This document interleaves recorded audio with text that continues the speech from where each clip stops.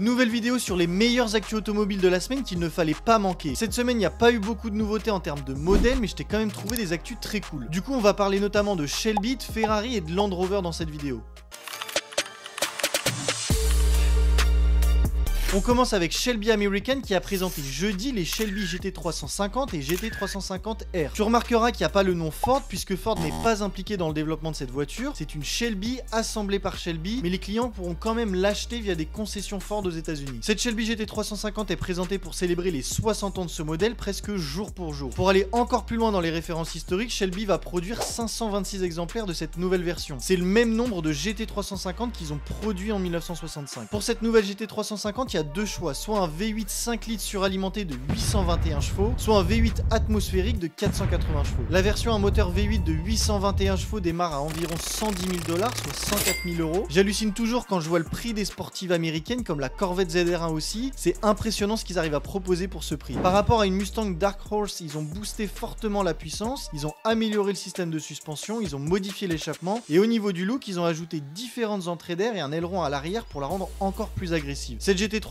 est disponible en boîte auto mais aussi en boîte manuelle. Si ça ne te suffit pas, Shelby a dévoilé en même temps la GT350R. C'est une version homologuée route mais encore plus orientée pour un usage piste. Ça se voit directement sur ces photos, on passe encore un cap en termes de sportivité. La lame avant, le capot, les ailes avant, l'aileron arrière est encore plus grand. Shelby va encore plus loin avec cette version. Ils ont aussi ajouté un arceau de sécurité, une suspension piste ajustable, ils ont amélioré le système de freinage et la puissance passe à 841 chevaux. Elle n'est disponible qu'en boîte manuelle, elle est limitée à seulement 36 exemplaires, c'est aussi rare qu'une Ferrari 250 GTO. Tu peux la commander uniquement en blanc, mais il y a plusieurs bandes décoratives qui sont dispo pour la personnaliser. Deuxième actu, je suis obligé d'en parler dans cette vidéo, c'est la première journée de Lewis Hamilton avec sa nouvelle écurie Ferrari. Ils ont posté cette photo qui a mis le feu à Instagram tellement qu'elle est déjà iconique. La tenue de Lewis Hamilton qui pose devant la maison d'Enzo Ferrari avec la supercar la plus mythique de la marque, la F40, c'est tout simplement une masterclass. En plus de ça, il y a un petit clin d'œil assez marrant. Sur la photo, on peut voir qu'il y a 7 fenêtres qui font référence aux 7 championnats du monde de Lewis Hamilton et une porte qui veut dire que Lewis arrive chez Ferrari avec l'ambition d'aller chercher un 8e titre, il n'y a aucun doute là-dessus. Du coup, il a rencontré l'équipe de la Scuderia, il a visité les installations, enfilé pour la première fois sa tenue rouge, son casque jaune et il a fait ses premiers tours avec la Formule 1 2023 sur la piste de Fiorano. Le coup de communication est incroyable de la part de Ferrari et parfaitement réussi. Maintenant, il reste moins de 2 mois pour s'entraîner, se familiariser avec la voiture, ses ingénieurs et toute l'équipe. La première course ce sera au GP d'Australie le 16 mars et j'ai vraiment hâte que la saison commence.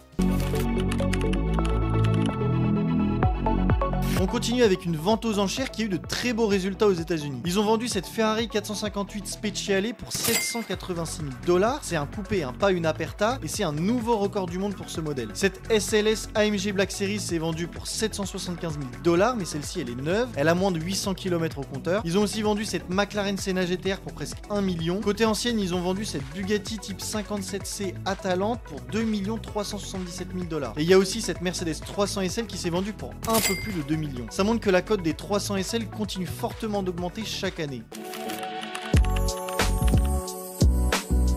Quatrième actu, Land Rover a officialisé son arrivée au Dakar 2026 avec un Defender V8. Ce sera la première fois de son histoire que la marque va participer au Dakar avec une équipe constructeur et un Land Rover Defender. Cette version compétition pour le Dakar sera basée sur le Defender Octa. Elle utilisera notamment le même moteur, donc le 4 litres 4 V8 biturbo de 635 chevaux et la même transmission. Land Rover sait qu'ils ont beaucoup de travail pour être performants dans cette course, mais c'est vraiment cool de voir une marque aussi emblématique participer au Dakar, surtout avec un moteur V8.